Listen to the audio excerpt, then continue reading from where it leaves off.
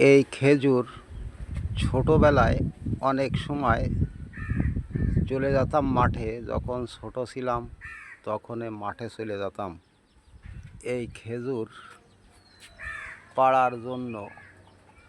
এই খেজুর তখন অতিরিক্ত অভাব, কারণ ধামা নিয়ে যেতাম আর লগা নিয়ে যেতাম।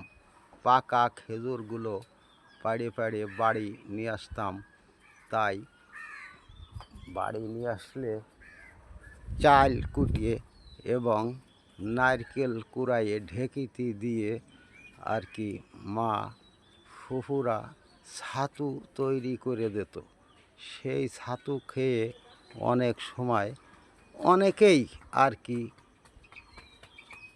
খিদের নিবারণ করত। তাই এখন এই খেজুর খুবই কমই পাওয়া যায়। তাই এখনকার মানুষ অনেকেই জানে না যে এর ছাতু খেতে হয়। তাই দেখুন কি পরিমাণে এই গাছটায় খেজুর হয়েছে।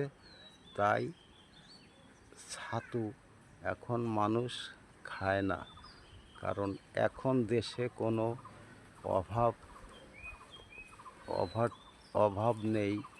তাই মানুষ এইটা জানে না।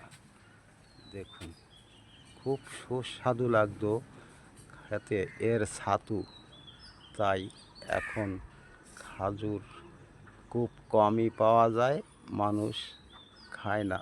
দেশে অভাব কম, কারণ মানুষ এখন জানে খেজুর খেতে হয়, তাই পাকলে তাই খায়। এর ছাতু খুব টেস্ট, খেয়ে দেখবেন আপনারা।